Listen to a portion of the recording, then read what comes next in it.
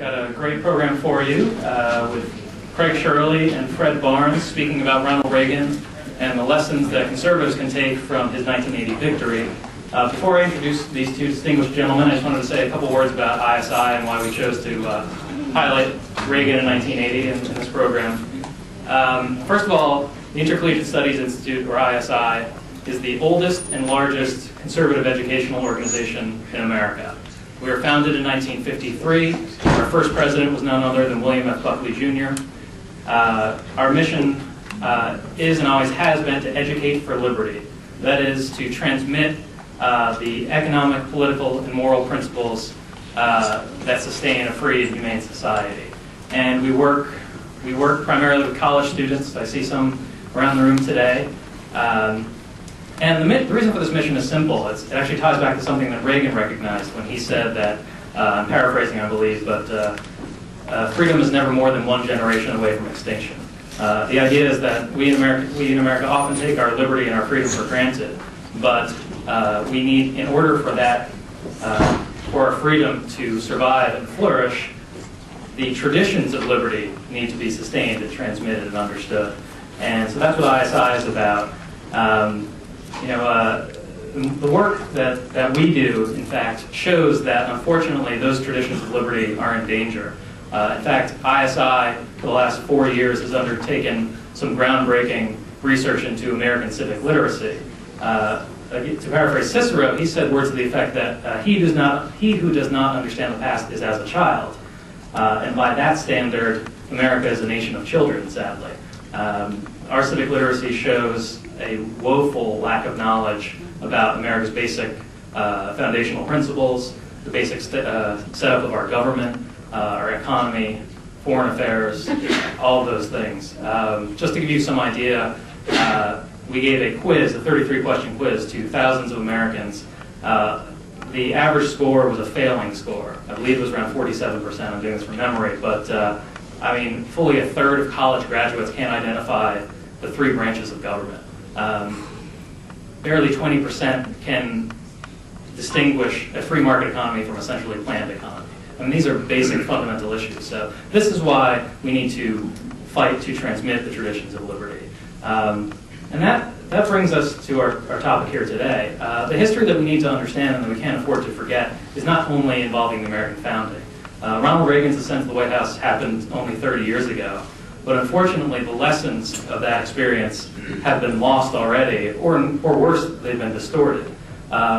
Craig Shirley, who is here to my immediate left, has written a wonderful book called Rendezvous with Destiny, which is about Ronald Reagan's ascent to the White House in 1980. It's been getting marvelous reviews. The American Spectator, I believe, called it, National Review called it a monumental accomplishment. Human Events says it will be impossible to top. Again, I'm paraphrasing. The American Spectator said words to the effect of, it's a study that will not anytime soon, if ever, be surpassed. I mean, this is the level of history that we're talking about. It's a phenomenal book. So Craig is going to talk about this with Fred Barnes, who is to my farther left. Fred, many of you know, of course, from Fox News. He's the executive editor of the Weekly Standard. I had the privilege of working with him on a book as well, a New York Times bestselling book about President Bush called Rebel in Chief. He's also one of the best political reporters in America, so he knows this topic well. So it's my privilege and the privilege of ISI to introduce these two gentlemen who can talk about the lessons from 1980.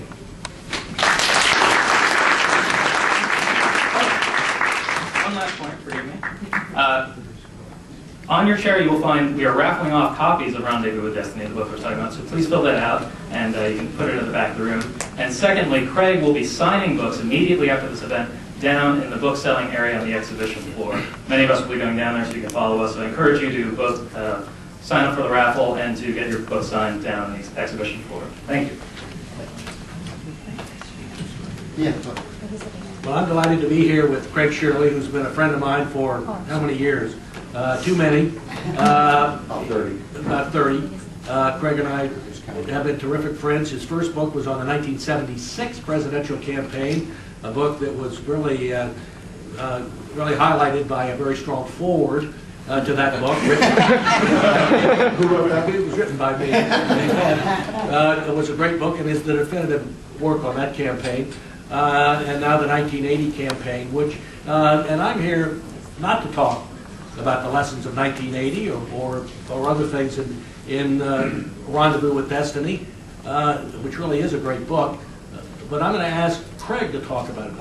I'm here merely as an interrogator,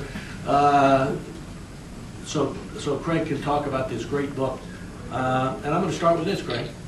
I covered the 1980 campaign, and the conventional wisdom in the run-up to the campaign, the election, and afterwards, was that this was just a conventional election. We had a Democratic president, and there was a bad economy, and he was unpopular, so the guy for the other party, Ronald Reagan, won. And for some, that interpretation has lingered. What did they miss? I think you have to go back to the downfall of the Republican Party starting in the 1970s with Watergate, the resignation of Richard Nixon, with Ford losing in '76. The Republican Party by January of '77 is an empty vessel. Only 18% of the American people claimed allegiance to it. Voters under 30, only 11% claim allegiance to it.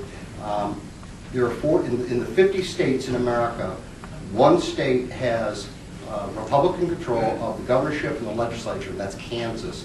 The other 49 states have neither near or total Democratic control. There are states in the South that have no constitutional officers who are members of the Republican Party, and I believe it's in Alabama and Mississippi.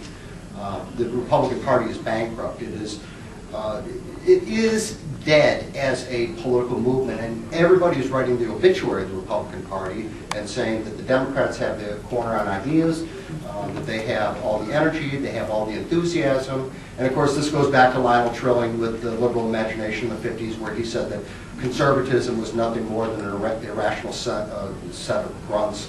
And so the intelligentsia always dismissed conservatism, but now Republicanism also is dead. Ronald Reagan does not stop after losing the nomination by 57 delegate votes to Gerald Ford in Kansas City. In January of 1977, he gives two very, very important speeches. One, ironically, was to the Intercollegiate Studies Institute, which was meeting here in Washington, and then a very similar speech, again ironically, to CPAC. In those speeches, he says that the Republican Party can no longer be the party of the country club or the corporate boardroom. It cannot be the party of the state. It has to be the party of the individual, the cop on the street, the homemaker, the entrepreneur. But it has to be the party of the individual. He is taking on the entrenched interests that remain in the Republican Party and thereby making himself a threat to those remaining interests. But in so doing, he has inculcated Paine and Jefferson and his belief in populist conservatism, that the individual is superior to the state. And he is beginning the process of remaking the Republican Party and setting up a dynamic for 1980 where it is one of the most, it is one of the starkest choices in the history of the American Republic, where you have Ronald Reagan with one set of core values and Jimmy Carter with another set. They agree on virtually nothing. So the '80 election is, in my opinion and the opinion of other historians, one of the four most important presidential elections in American history, alongside 1800, 1860, and 1932. So, long answer.